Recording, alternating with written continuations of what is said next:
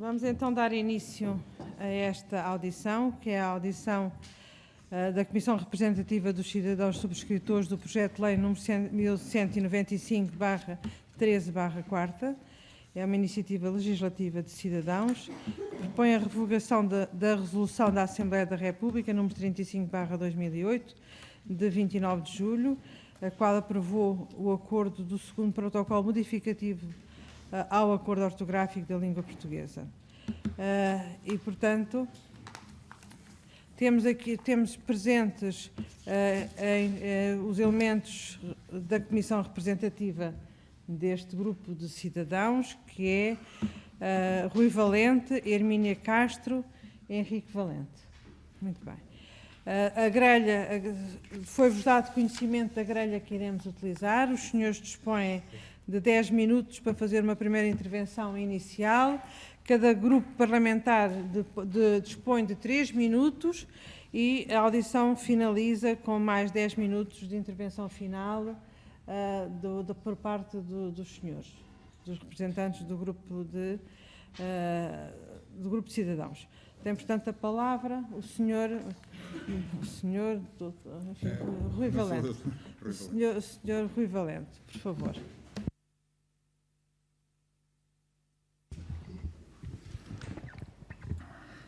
Vamos contabilizar o tempo. Portanto, quando estiver pronto, faz favor. Ora, boa tarde. Esta iniciativa legislativa de cidadãos tem, pronto, a sua história indissociável da história do acordo ortográfico. Nós podemos, se bem que a iniciativa legislativa de cidadãos, o seu objeto seja simplesmente a revogação da RAR 35/2008, a RAR 35/2008 está associada ao acordo ortográfico e, portanto, temos esse plano mais geral que é possível também abordar. Em relação ao nosso projeto de lei, ele visa, por simplesmente, revogar a RAR 35/2008. Nós, em nosso entender, o próprio acordo ortográfico já foi um equívoco, é baseado em pressupostos que não são reais, não são verdadeiros, não têm razão de ser. E a RAR 35/2008, que aprova o segundo protocolo modificativo do acordo ortográfico, agravou esse estado de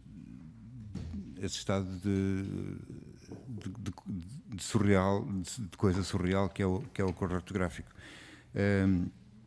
Como saberão, o acordo ortográfico é estabelecido entre todos os países da comunidade de países da língua portuguesa para supostamente unificar a ortografia entre todos, como se isso fosse uma necessidade premente, e não estava a ser, sendo o acordo ortográfico de 1990, não estava a ser ratificado por todos os países. Então, em 2004, cria-se este subterfúgio, digamos assim, que é de fazer com que o acordo ortográfico possa ser válido, sendo ratificado apenas por 3 dos países da comunidade de países da língua portuguesa. Isto já em si é um pouco estranho, este mecanismo de fazer um protocolo vigorar sem ser ratificado por todos os países interessados. É uma coisa que fará sentido para grandes protocolos à escala planetária, como o protocolo de Kyoto, em que não queremos impedir que 1 ou 2 países impeçam o protocolo de entrar em vigor.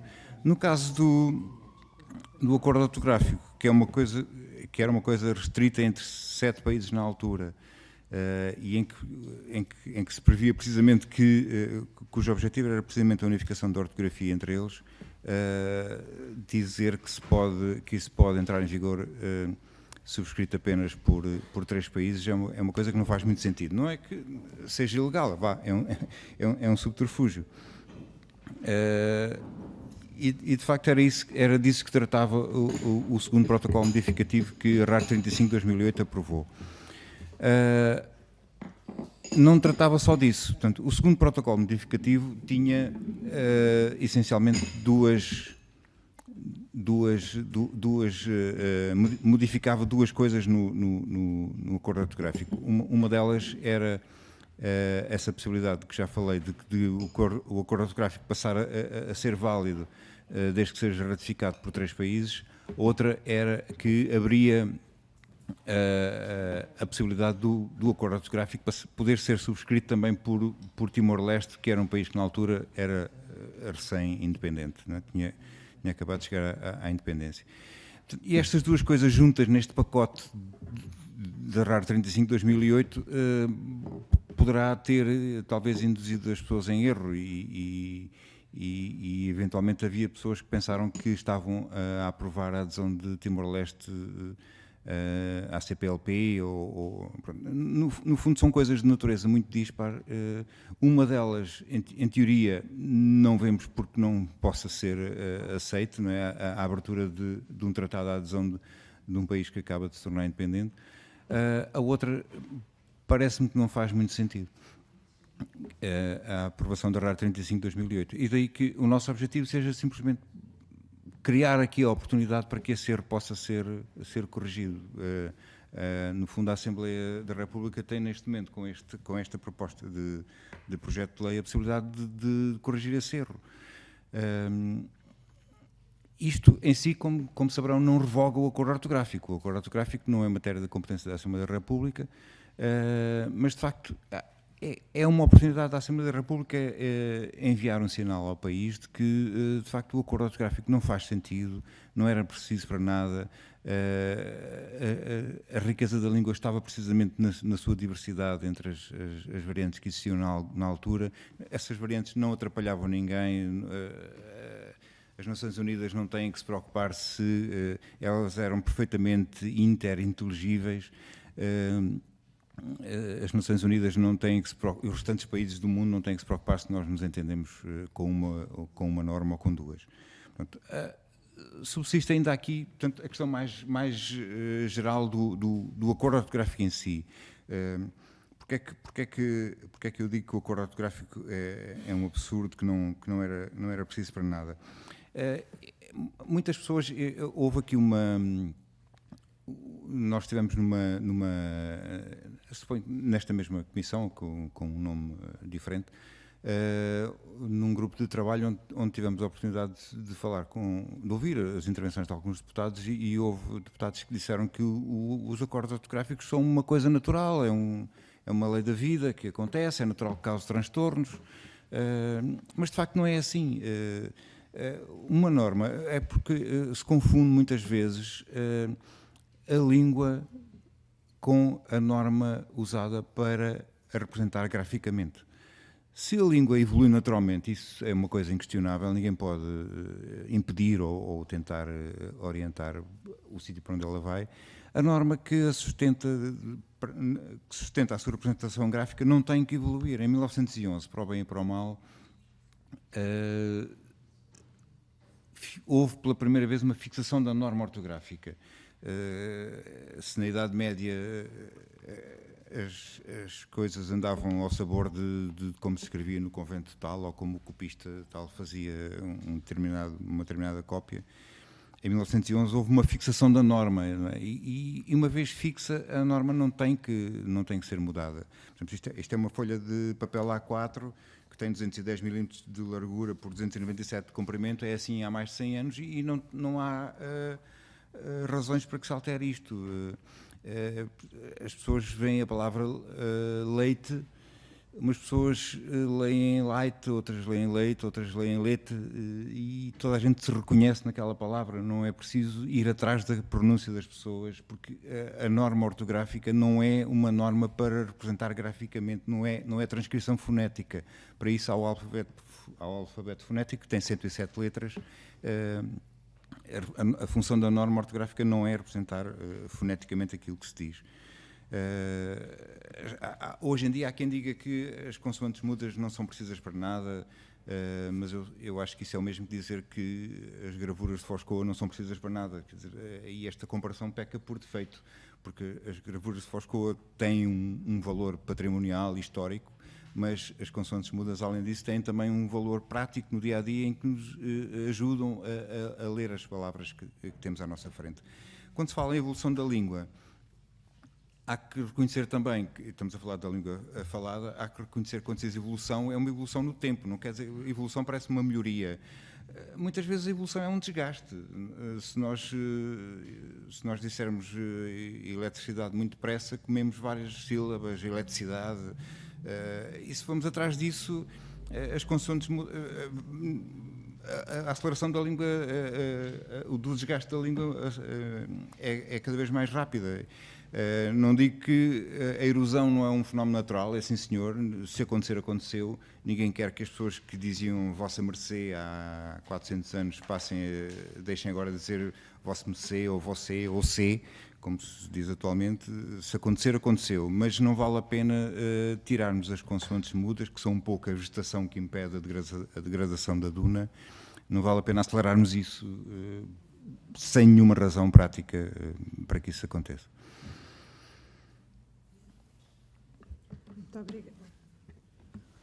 Muito obrigada pela sua intervenção. Então, vou agora passar a palavra aos grupos parlamentares. Em primeiro lugar, o Grupo Parlamentar do Partido Socialista é o do Sr. Deputado Pedro Segonho. Por favor, tem a palavra. Muito obrigado, Sra. Presidente, caros colegas, Srs. Deputados. Em primeiro lugar, saudar os peticionários desta iniciativa legislativa apresentada por cidadãos. O Partido Socialista saúda sempre qualquer iniciativa que tenha origem nestes instrumentos de maior participação dos cidadãos junto do Parlamento. Iremos, obviamente, ouvir aquilo que têm a apresentar na perspectiva que têm sobre a resolução que foi aprovada pela Assembleia da República. Temos em perspectiva que uma resolução que aprova uma convenção internacional tem algumas dificuldades de forma relativamente aos meios de vinculação do Estado português a acordos internacionais. É uma perspectiva que iremos também analisar, não tem a ver com o conteúdo material daquilo que aqui explanaram, mas nesta fase aquilo que queríamos de facto registar de qualquer forma é a valia da participação dos cidadãos naquilo que são os processos legislativos que correm no Parlamento. Para nós, obviamente, o acordo ortográfico é algo que aproxima os países de língua portuguesa e que não os afasta e, portanto, vamos, obviamente, analisar com cuidado aquilo que apresentaram, a documentação que foi entregue e iremos produzir o relatório relativamente a esta iniciativa, mas não gostaríamos de deixar de saudar a iniciativa em si como modo de participação dos cidadãos junto da Assembleia da República. Muito obrigado, Sra. Presidente. Muito obrigado, Sr. Deputado. Vou passar agora a palavra ao Grupo Parlamentar do Partido Social Democrata, Sr. Deputado Paulo Oliveira, por favor. Muito obrigado, Sr. Presidente. Cumprimento a Sra. Presidente, Senhoras e Senhores Deputados, cumprimento também o Sr. Rui Valente e os demais peticionantes que o acompanham. Saúdo por estar connosco, por trazer este projeto à discussão na Assembleia da República. Cada vez é mais difícil a participação cidadã na democracia e, portanto, é sempre bom que isso aconteça e que estejam cá connosco. Também começando por dizer que este tema não é, como sabem, um tema estranho à Assembleia da República. A vossa exposição de motivos é longa e, portanto, não vou nem contraditá-la, nem afirmar posições. Nós estamos cá, antes de mais, para os ouvir e poder auxiliar dessa forma a elaboração de um relatório mais completo, mas também começaria quase de maneira provocatória por dizer que uma mudança que não encontra resistência ou não muda coisa nenhuma, ou alguma coisa que não bate certo. E, portanto, este processo e este acordo era claramente algo que vinha mudar, e vinha mudar substancialmente o conjunto de factos relativos à língua, não vamos ignorar isso, e encontrou resistência. A verdade é que ele já leva 20 anos de duração. Também temos que reconhecer que, em relação a alguns países ou algumas jurisdições, a intensidade, a complexidade, a densidade da sua aplicação não tem sido, pelo menos a desejada no seu processo originário, mas a verdade é que há um caminho percorrido. Não estou com isto a dizer que o erro repetido, por ser repetido, deixa de ser erro, mas há um caminho percorrido que nos permite tirar algumas conclusões sobre a sua aplicação prática. Como sabem, o Parlamento teve, na anterior legislatura, um grupo de trabalho que foi criado só para este efeito. Esse grupo de trabalho ouviu um conjunto de entidades alargada, isto um bocadinho em defesa, se me permite, do bom nome da própria Comissão, que esteve debruçada sobre este tema, e esse grupo de trabalho apresentou um conjunto de conclusões, sendo que, tendo parecenças com a vossa proposta, tem também algumas diferenças assinaláveis, e que se prendem com o seguinte. O grupo de trabalho concluía, por exemplo, que fosse iniciado um conjunto de negociações político-diplomáticas com outros países envolvidos neste acordo, no sentido de o rever, o atualizar, o modernizar ou, quiçá, até o alterar mais profundamente, e isso deveria ser feito em conjugação e em diálogo com os demais países que subscreveram este acordo. Diferentemente, a vossa proposta defende uma suspensão. E uma suspensão, ainda para mais, que é uma suspensão que é montada num pressuposto que tem muito pouco de concreto, que é, fica suspenso até que se façam todos os estudos necessários a avaliar o impacto cultural, económico, social disto. Ou seja, a vossa suspensão é uma suspensão até que se chegue a uma conclusão. Eu receio bem que este tema nunca irá gerar unanimidades, nem unanimismos, nem um consenso demasiado alargado. Tem que gerar algum consenso, ou apenas não gerar maiorias, e a democracia, apesar de tudo, funciona assim. Mas a pergunta que vos faço é, considerado o caminho percorrido, quais são, ou se consegue identificar, vou terminar, Sr. Presidente, muito rapidamente, 2 ou 3 virtudes deste acordo, se é que encontram, ou os 2 ou 3 maiores defeitos, e até que ponto em que a sua reavaliação, mantendo em vigor, não seria uma solução de consenso e mais fácil de aplicação. Muito obrigado. Muito obrigado, Sr. Deputado.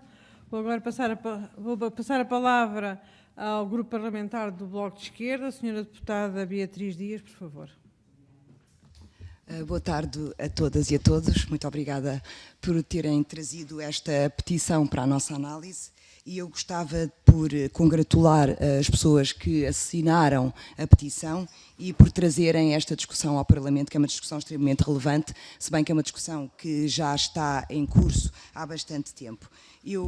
O acordo ortográfico de 90 tem sido alvo de uma querela permanente e dificuldades várias na sua aplicação. A oposição a qualquer tipo de acordo tem a respeitável razão de querer preservar, não obstante a constante mutação, a identidade gráfica de cada variante do português. A defesa do acordo ortográfico radica na igualmente respeitável tese de que as mutações podem ser aproximativas na esfera global, facilitando o acesso do idioma a terceiros. A aproximação gráfica e meramente gráfica, não intervindo sobre o léxico nem sobre qualquer formação sintática, é reconhecida como positiva no mundo global. Mas, como se compreende, um acordo precisa de acordantes e isso só tem significado se abranger uma maioria muito expressiva dos falantes do idioma, como acontece agora, e precisa de confirmação definitiva.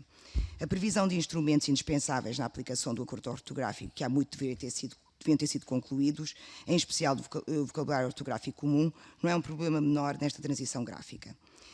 Portanto, também não parece aceitável que, face a expressões aplicadas que manifestamente são erros grosseiros, não tenha havido capacidade política para antecipar a necessidade de assumir politicamente uma revisão técnica do acordo ortográfico. Seguramente, a abertura deste processo, facilitado pela célere publicação do vocabulário ortográfico comum, ajudaria na aquisição de competências para a aprendizado da escrita. Incluir o acordo ortográfico na categoria de um tabu intelectual e de um dogma inalterável não defende sequer os proclamados objetivos da sua adoção. Portanto, é neste sentido que nós achamos importante reafirmar a responsabilidade do Governo no acompanhamento da aplicação do acordo ortográfico de 1990 e das suas retificações e no pleno cumprimento dos compromissos assumidos pelo Estado português. E também é necessário abrir canais diplomáticos e políticos que incentivem a iniciativa de revisão técnica do acordo ortográfico envolvendo as comunidades académicas e científicas ligadas à língua portuguesa e dos respectivos Estados signatários. Muito obrigada. Muito obrigada, Sra. Deputada. Vou agora passar a palavra ao Grupo Parlamentar do Partido Comunista Português. Senhora Deputada Ana Mesquita, por favor. Muito obrigada, Sra. Presidente, e começo por cumprimentar as senhoras e senhores deputados e os subscritores da Iniciativa Legislativa de Cidadãos. De facto, é um tema que o Grupo Parlamentar do PCP há muito acompanha. Além do grupo de trabalho que existiu na passada legislatura, já na 12ª houve também um grupo sobre esta temática proposto pelo PCP. Aquilo que de facto foi possível observar pelo andamento dos trabalhos de ambos os grupos foi a falta de consenso e a falta de unanimidade em torno desta questão. E um outro diagnóstico que ficou claríssimo, que é a dificuldade que existe na aplicação prática do acordo ortográfico e que neste momento se sente transversalmente, seja na comunicação social, seja na comunicação oficial do Estado, seja nas escolas, uma dificuldade objetiva em, às vezes, distinguir o que é o quê. E o que é o acordo ortográfico e o que não é, e às tantas já estamos a falar de uma mistura completa das duas coisas. E nós conseguimos ver isto com muita clareza nos trabalhos de ambos os grupos e feitas as audições em cada um deles. Bom, dizer que o acordo ortográfico, quando foi aprovado em 4 de junho de 91, contou com o voto favorável de toda a gente, menos do PCP, que se absteve. E, de facto, desde aí, o PCP foi o único grupo parlamentar que apresentou iniciativas legislativas no sentido da desvinculação, ou neste caso, mais corretamente, que depois fizemos na passada legislatura, o recesso do Estado português do acordo ortográfico, naturalmente acautelando tudo aquilo que são medidas de acompanhamento, transição, realização de relatórios, de estudos, tudo aquilo que faltou ao fim e ao cabo neste processo. Nós não temos uma concepção fixista da norma ortográfica. Há aqui questões que o mundo académico que também deve ter em conta, e deve ter não só o mundo académico, mas toda a gente que mais diretamente lida com a língua, que são aspectos científicos. E estamos de acordo que são as pessoas mais habilitadas para naturalmente fazerem essa discussão. Agora, há um ponto de partida que é o errado início político de toda esta situação. E foi um erro que foi sendo repetido e sobre o qual não houve iniciativa política que viesse parar ao fim e ao cabo aquilo que poderiam ser as consequências mais nefastas. E, portanto, isto preocupa-nos e continua a preocupar. Nós assumimos no nosso programa eleitoral que interviríamos sobre a matéria do acordo ortográfico, pelo que, havendo esta ILC, naturalmente será uma oportunidade para o podermos fazer. Como é evidente, aquilo que consideramos é que há aqui muito que fazer neste entretanto, e termino, Sra. Presidente. E o Governo podia desde já tomar uma série de medidas, e era isso que também gostaríamos de ouvir de vossa parte, se consideram que isso seria positivo ou não, para começar a arrepiar caminho em relação a todos os problemas que já se sentem, independentemente das soluções futuras. Creio que isso também seria valioso para nós aqui trilharmos um caminho para o futuro, em relação não só à ALC, mas em relação ao próprio acordo ortográfico. Muito obrigada. Muito obrigada, Sra. Deputada. Passamos agora ao Grupo Parlamentar do CDS-PP. Sra. Deputada Ana Rita Bessa, por favor. Muito obrigada, Sra. Presidente. Começo por cumprimentar os subscritores da ILC que aqui hoje é trazida. Começar por dizer que vamos... Sra. Deputada, dê-me só um segundo, porque pelos vistos não está... mas eu sou muito sintética, não se preocupe. Está bem. Então está nos 3h45. Por favor, Sra. Deputada. Muito obrigada. Vou ser de facto sintética. Só dar nota de que ainda não tivemos a ocasião de analisar toda a exposição de motivos, que é extensa e tem muita informação para podermos ter uma opinião clara à data de que a ILC venha a ser discutida e votada em plenário. Em todo o caso, gostava de deixar também claro qual é a posição do CDS nesta matéria, que é conhecida. E, em primeiro lugar, e logo à cabeça, dizer que, para nós, o acordo ortográfico, a ideia de uma ortografia unificada foi um projeto falhado, não aconteceu de facto, mas que toda a avaliação que tem que ser feita sobre as consequências disso não deve ter apenas um cariz político, mas deve ter um cariz científico, temos muito esse princípio no grupo parlamentar do CDS, cada um faz aquilo que sabe fazer, cabe à comunidade científica avaliar as implicações e as consequências dessas implicações e os remédios que é preciso tomar em relação àquilo que foi feito. Em todo o caso, dizer também que este acordo é um tratado internacional, não é um acordo de soberana desimportância, não é uma coisa ratificada no Parlamento e, como tal, foi assinado com países amigos, com países que têm importância para Portugal, que está em vigor e, portanto, uma das formas essenciais de tratar este assunto é pela via diplomática também, independentemente do conteúdo daquilo que venha a ser alterado. E, portanto, parece-nos a nós que todo o esforço que o Governo deve dirigir neste momento, e foi isso que escrevemos no programa eleitoral e é isso que estou vinculada, será no sentido de instar o Governo a desenvolver as vias diplomáticas, por um lado, para perceber e garantir o que é que pode ser feito ou não para melhorar o acordo em vigor, em paralelo aos estudos científicos que possam indicar qual o caminho que deve ser, se um caminho de retrocesso, se um caminho de melhoria e de alteração daquilo que hoje em dia está em vigor. Muito obrigada. Muito obrigada, senhora deputada. Não, agora tem que ser isso. Passo agora novamente a... Não existe mais nenhum grupo parlamentar... por favor, senhora deputada. Obrigada. Eu só queria mesmo cumprimentar todos os deputados e deputadas, obviamente cumprimentá-los e agradecer pelo facto de terem trazido aqui o tema. Eu não me vou alongar relativamente à posição do PAN quanto a este assunto, porque não temos ainda uma posição absolutamente fechada. No caso, as iniciativas legislativas são todas feitas com o pré-acordo, mas a comunicação do PAN é feita com o acordo. Portanto, há um desacordo dentro do próprio partido que nós temos que resolver e, posteriormente, faremos chegar o nosso posicionamento relativamente a este assunto. Obrigada. Muito obrigada, senhora deputada. Tem que carregar no de baixo, no reset.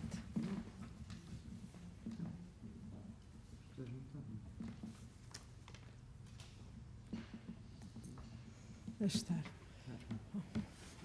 Passo então novamente a palavra aos peticionários, aos representantes. Tem novamente 10 minutos, querendo.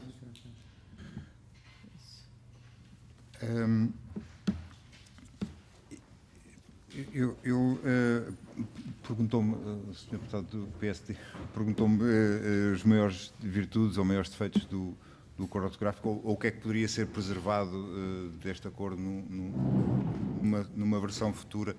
Eu acho, aliás, vai também ao encontro daquilo que disse a Sra. Deputada Ana Mesquita, o que é que o Governo poderá fazer para que a situação atual melhore. Eu acho que se me dissessem que havia um acordo ortográfico entre os países da CPLP em que cada país contribuía de facto com aquilo que é seu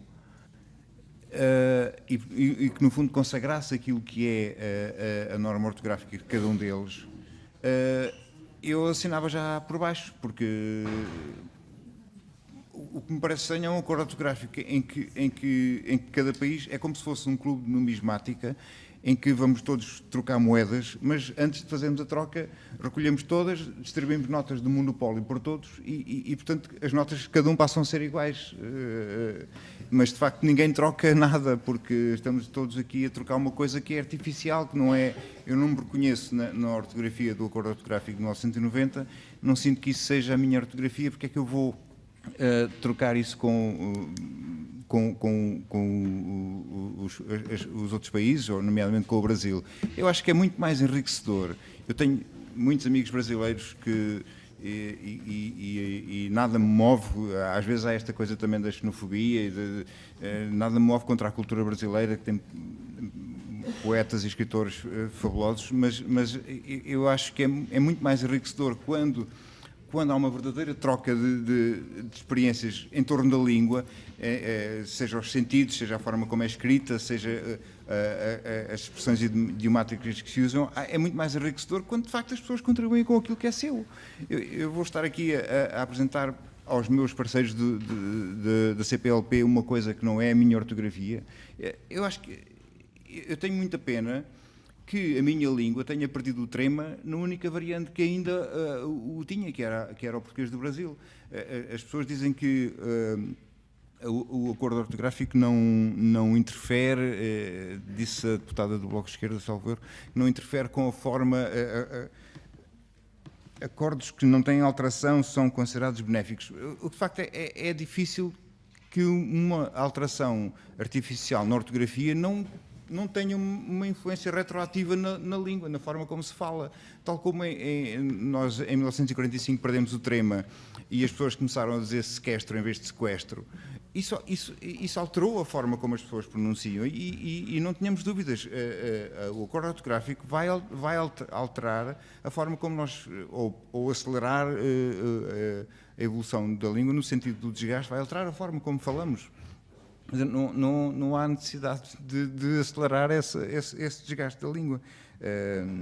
Não é possível. Isso é como ter uma máquina fotográfica que nos tira uma fotografia, mas que não nos representa fielmente, mete-nos um bigode. E nós, se quisermos ficar iguais à fotografia, temos que deixar crescer o bigode pronto. Eu acho que a ortografia de resultante do acordo ortográfico é uma norma mais pobre, está cheia de facultatividades, não preserva a história da língua, não preserva a identidade das pessoas, cria um fosso entre... Claro que quando se modifica a norma, um dos primeiros efeitos é tornar obsoleto tudo o que foi escrito antes. Cria uma clivagem entre gerações, entre o que foi escrito antes e o que é escrito depois. Portanto, eu acho que se há uma vantagem do acordo ortográfico, é que nos sentimos todos irmanados em torno de uma língua. Isso é positivo. Mas, por amor de Deus, acho que deve ser um acordo ortográfico em que cada pessoa contribua com aquilo que é seu. E eu adoraria muito saber as expressões idiomáticas no Brasil e a forma como são escritas as... Agora, inclusive, temos a Guiné Equatorial. As pessoas esquecem porque é que a Guiné Equatorial entrou para a CPLP. Porque há uma ilha da Guiné Equatorial, que é a ilha da Nubon, onde se fala ainda uma versão de crioulo que tem origem no português. Se tivesse havido a participação da Guiné Equatorial no acordo ortográfico e imediatamente tivesse ido uma equipa de linguistas para a ilha da Nubon estudar e se daí resultasse uma descoberta em termos de uma expressão de Gil Vicente que entretanto se perdeu e que afinal se consegue recuperar porque foi preservada ali, já haveria uma vantagem. Mas as pessoas têm que contribuir com aquilo que realmente é seu num acordo. Eu acho um acordo à partida é sempre uma coisa positiva, podemos estar irmanados em torno de uma língua comum, mas é bom que cada um preserve aquilo que é a sua identidade dentro desse acordo. Portanto, uma coisa positiva será isso, será o facto de haver um acordo, mas o que é negativo é que nesse acordo cada um não esteja com aquilo que de facto é seu. Se eu posso acrescentar. Com certeza está autorizada. Faz favor. Relativamente a essa questão de apontar 2 ou 3 virtudes, infelizmente não consigo, mas defeitos certamente. Em primeiro lugar, eu penso que o pior, as 2 piores coisas relativamente ao acordo ortográfico são que, por um lado, não se pode sequer considerar uma norma, porque uma norma deveria poder ser aplicada por qualquer pessoa de forma consistente e obter-se o mesmo resultado. E não é isso de todo o que acontece com este acordo ortográfico, como com certeza concordarão. Tanto que eu aposto que quiserem que se os computadores não tivessem uma versão do acordo ortográfico, ninguém o conseguia aplicar. E atenção que o que os vossos corretores têm é uma versão do acordo ortográfico, poder-se-iam ter muitas outras opções, e as pessoas normalmente não têm essa noção. E, portanto, uma norma que eu creio que não se pode considerar sequer uma norma, porque não pode ser aplicado de forma consistente, introduz ambiguidades, nomeadamente as opções dos verbos no passado e no presente. Eu dizer pagamos hoje ou pagámos hoje não é a mesma coisa. E, no entanto, aliás, não é nada a mesma coisa. E no entanto, na forma escrita, eu se vir aquilo escrito, eu tenho que adivinhar o que é que a pessoa que escreveu queria dizer. E, portanto, para que estar a introduzir a ambiguidade? Portanto, uma norma que introduz ambiguidades, facultatividades e incongruências não pode ser considerada uma norma. Portanto, essa, para mim, é o pior defeito deste acordo. E o outro aspecto muito importante que eu creio que é preciso ter em consideração em todo este processo é que o acordo ortográfico não veio resolver rigorosamente nada. Não resolveu uma única coisa. Nada. Nada, nada, nada. Pensem nisso. e certamente que não promoveu a aproximação entre os povos. Eu não me sinto de todo mais próxima nem do Brasil, nem de seja quem for, por causa de uma questão. E outra coisa, a propósito do acordo ortográfico não resolveu nada, continua a ser necessário produzir 2 textos diferentes para Portugal e para o Brasil, com acordo ortográfico, sem acordo ortográfico. É uma inutilidade gigantesca. Muito obrigada. Se me permite também acrescentar... Por favor, tem 2 minutos e qualquer coisa. Claro, vai ser muito rápido. Boa tarde a todos e obrigado pela oportunidade de expormos aqui os nossos motivos.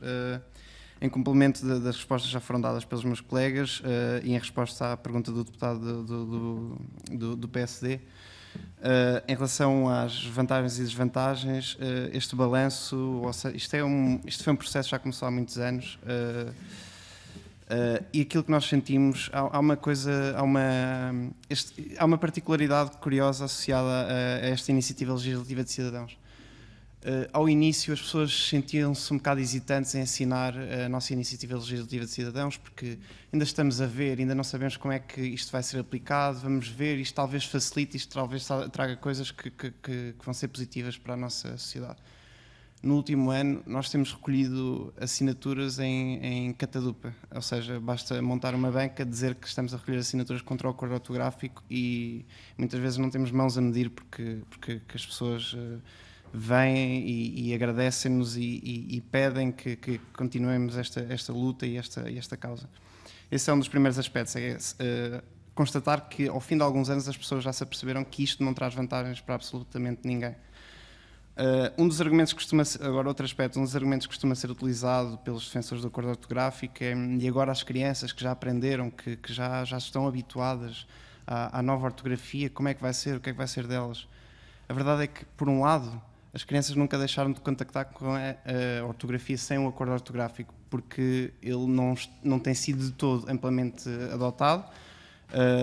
Há uma franja grande da população que não o tem adotado, por isso as crianças, nem que seja por abrirem um diário como o Público, lerem um texto de um autor que não escreve um acordo segundo as regras do acordo ortográfico, e não faltam autores que não seguem a norma do novo acordo, essas crianças nunca deixaram de contactar com a ortografia pré-AO 90.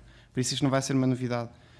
Por outro lado, isto tem-se refletido negativamente na aprendizagem das crianças de outras línguas. E o que é que nós já vemos nas aulas de inglês, nas aulas de francês?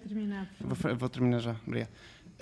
Temos crianças já a escrever project em vez de project em inglês. Temos crianças a escrever activities, developing activities em vez de activities, ou seja, as crianças já estão a refletir na aprendizagem daquilo que são as outras línguas, já há um impacto negativo que é factual e facilmente comprovável. Por último, eu, enquanto advogado, trabalho com várias jurisdições e as jurisdições que aplicam o acordo ortográfico é abrir um Diário da República, Timor-Leste, e ver a catástrofe que se passa ali. Simplesmente o acordo ortográfico não está a ser cumprido, é uma balbúrdia total, por isso, se não serve a Portugal, nem serve a nenhum dos países que o ratificaram. Obrigado a todos. Muito obrigada. Acaba aqui a nossa audição. Existe um prazo de 30 dias para ser elaborado o relatório, esse prazo já está a decorrer, faltam sensivelmente 3 semanas.